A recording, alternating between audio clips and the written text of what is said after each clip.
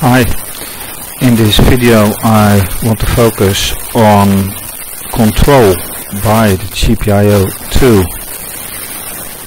on the GPIO1 using C++. And just like I did on earlier occasion with Python, I had to write a piece of code, and of course, since I've already done it on Python, all I had to do was porting this piece of code into C++. And for that I am using, of course, then the real GPIO names or port numbers,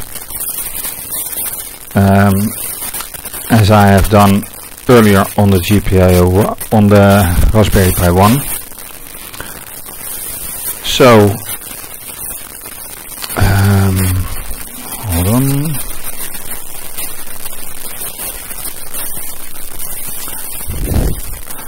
So where I use pin 12 and pin 16. For Python I have to use GPIO 18 and 23 in case of C++.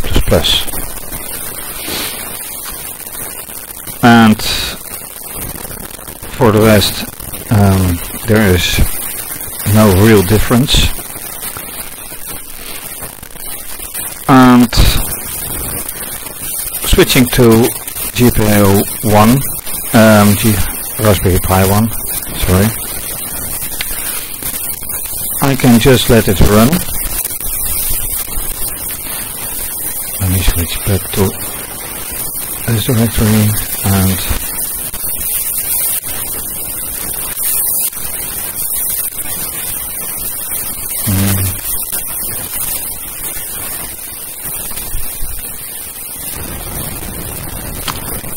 run the program, and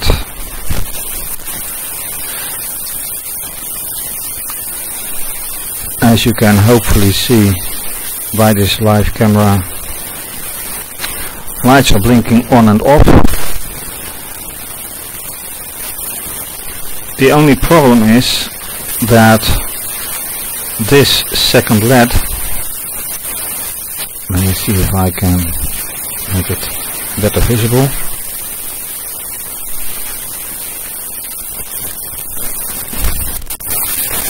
As you can see by this second LED, it is not turning off while the counter keeps working.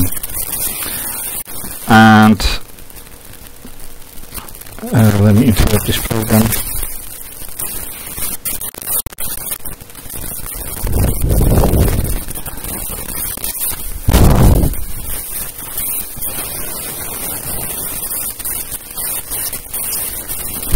And with the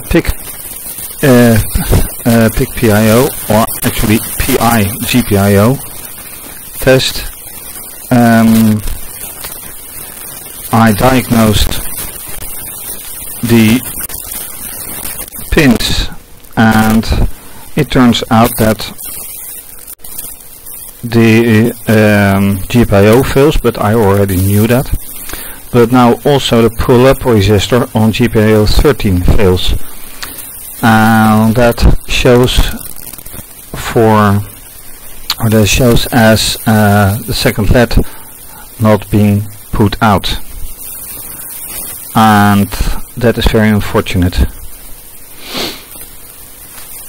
But apart from that, let me turn back to my own GPIO test, and then let me run my own control program.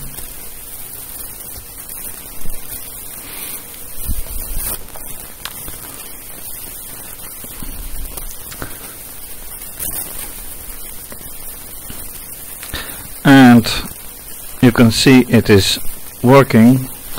And another thing you can see very well is that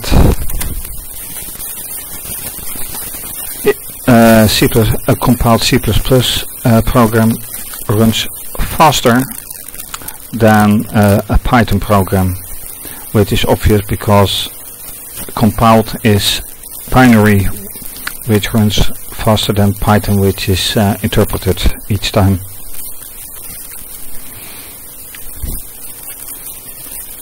And let me go back to the new program. So let me stop this. So here, as you can see, in main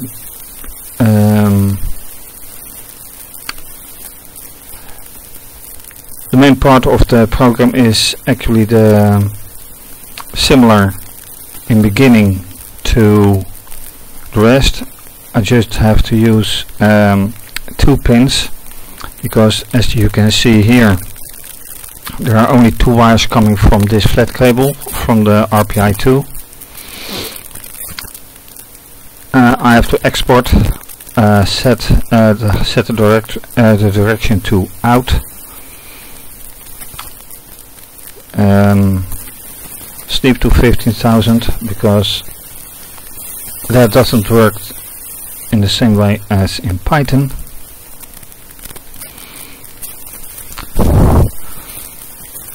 And after using, if Ctrl C is pressed, then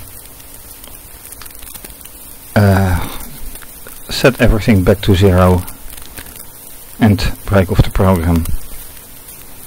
And I see I have to do some more indents here, but for the working of the program that doesn't matter. Anyway, the real bummer here is that the GPIO pin 13 of Raspberry Pi 1 is failing. So that means that I will have to use a different pin number to make the counter working again.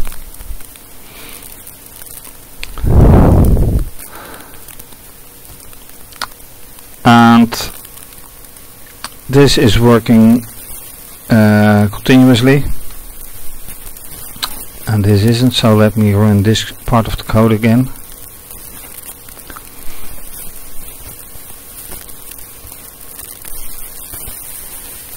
Because this has to be proven, but it goes very, very fast.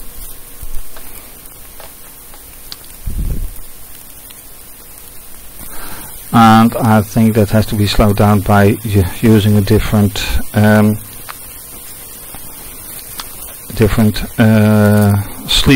sleeping time.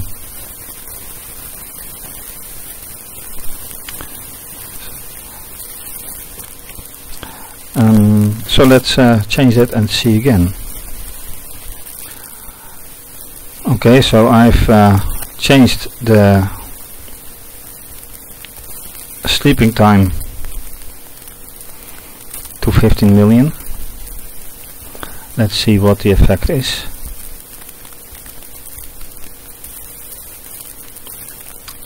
Which is remarkably slower.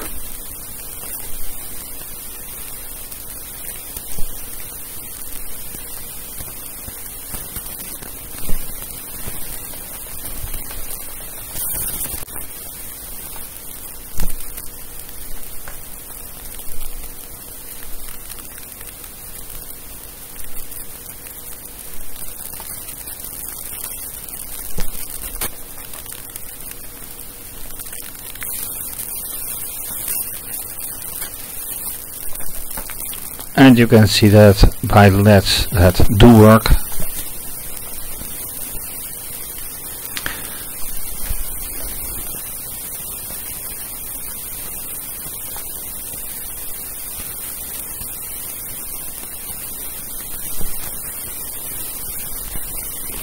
So let me see if I can put it closer to the cam.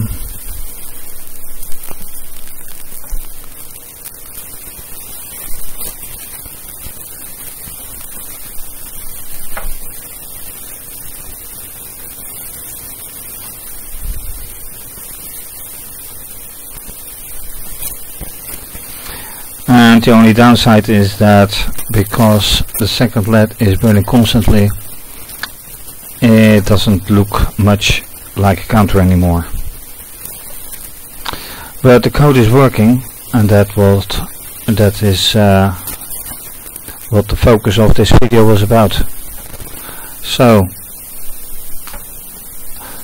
thank you for watching, and to be continued, hopefully with a fixed counter.